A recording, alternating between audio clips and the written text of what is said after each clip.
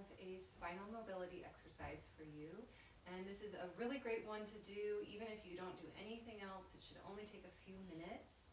So if you've been sitting a lot, if you have any shoulder and neck discomfort or low back discomfort, this can be a nice spot to start. Certainly don't ever push through anything. So nice and slow and steady with it. It's very gentle and very meditative. And what it's really targeting here is your spinal mobility, and specifically functional spinal mobility in the sagittal plane. So I'm just going to have you lay down on your back. The knees will bend, the feet will be flat. And if it feels kind of hard for your head to come all the way to the ground, you could put a small pillow underneath your head, but just not too high. The arms are going to come out to the sides with the palms facing up, just about 45 degrees out to the sides. And start in a nice relaxed position, relaxing all your bones.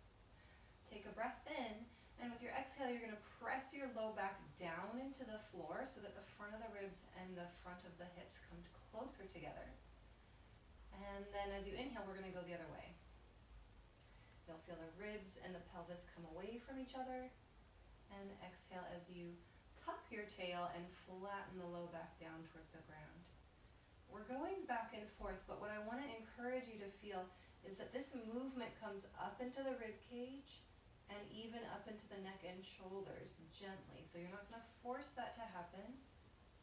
You can think about the movement initiating and starting from the pelvis, and that the movement is going to funnel up through the rib cage and through the neck. As you inhale, the ribs and hips come away from each other. The low back will arch slightly. And as the low back arches, the rib cage really tilts up so that the chest is coming towards the chin.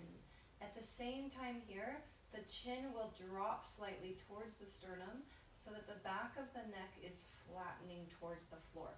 So in this position, I'm in spinal, like lumbar and thoracic extension, and cervical flexion. So they're opposing movements. And then as we go the other way, you see the opposite relationship of thoracic and lumbar flexion coupled with an extension in the neck. So the chin is now traveling away from the sternum, and you're exhaling at this point, and the breath is really coming out of the lungs, deflating the lungs, deflating the sternum down. And so you really are feeling that you can move fully between both of those ranges of movement. And then you can let it come to stillness and notice how that's making your back feel.